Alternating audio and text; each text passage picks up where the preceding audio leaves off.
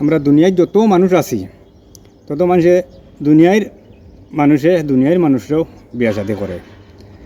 যেমন কোন একজন নবী আসলা তাই বেস্তের হুর বিয়া করছিলা, এই ব্যাপারে তুলিয়া ধরছেন আমরা একজন হুজুরে।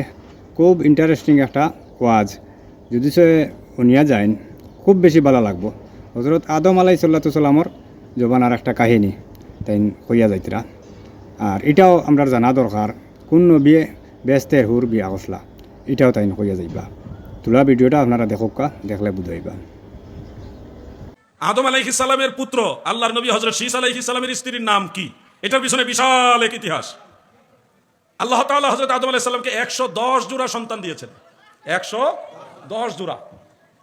প্রত্যেকটা সন্তানই জোড়ায় জোড়ায় জন্ম হয়েছে, একটা ছেলে একটা মেয়ে, একটা ছেলে একটা মেয়ে, এক জোড়া করে আল্লাহ তাআলা ওনাকে সন্তান দিয়েছে। কিন্তু একজন সন্তান শুধু একা জন্ম হয়েছে, উনি হযরত শীস আলাইহিস সালাম। ওনার সাথে কোনো মেয়ে সন্তান জন্ম হয়নি। যার দরুন অন্য সব ছেলেরা বিবাহ করার জন্য অন্য মেয়ে পেয়েছে। ওই সময়ের বিধান, যেহেতু দুনিয়াতে মানুষ আর নাই, যার সাথে যেই মেয়ে জন্ম হয়েছে তার সাথে বিবাহ তার হারাম, অন্য জোড়ার মেয়ের সাথে বিবাহ হবে, এই হলো বিধান। সবাই যার যার মেয়ে সন্তানগুলি, বোন যারা অপোজিটে যারা জন্ম হয়েছে তাদের সাথে বিবাহ হয়ে গেল। কিন্তু শীস নবীর ভাগে আর কোনো স্ত্রী নাই।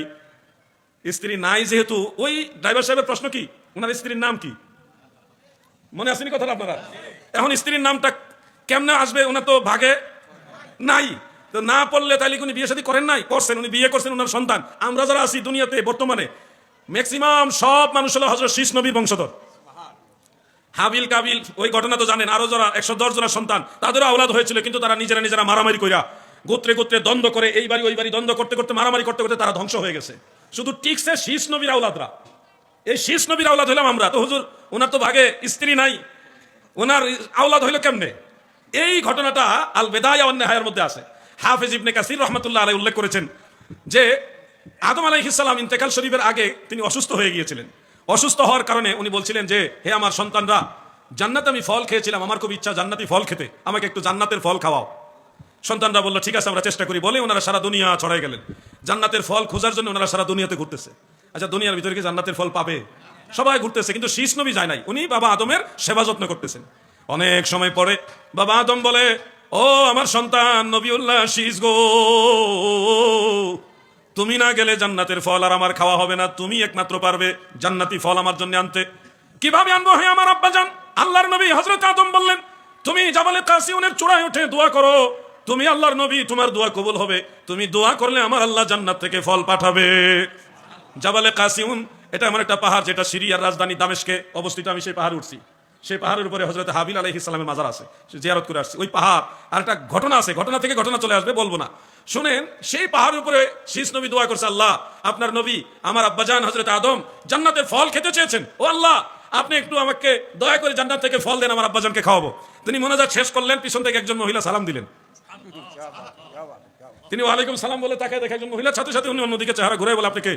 উনি বললেন, আমি জান্নাতি হুর, আমার নাম উজায়রা, আমার নাম উজায়রা আলাইহাস সালাম। আপনি এখানে কোত্থেকে আসলেন? যে আল্লাহ তাআলা আপনার দোয়ার বদলতে আমাকে পাঠিয়েছেন জান্নাত থেকে ফল দিয়ে। আপনার আব্বাজানের জন্য ফলের ঝুড়ি আমার হাতের মধ্যে আছে, আপনি এই ফল সহ অনুমতি দিলে আপনার আব্বাজানের কাছে আমি নিয়ে যাব, আপনি সহ।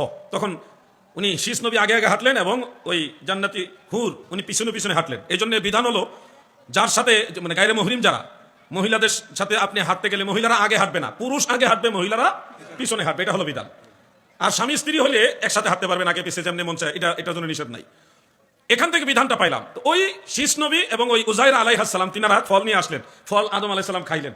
খাওয়ার পরে তিনি বললেন, হে আমার সন্তান শীস, তোমার ভাগে তো কোনো স্ত্রী নেই, আমি আল্লাহ তাআলার অনুমতিক্রমে এই উজাইরার সাথে তোমার বিবাহ দিলাম।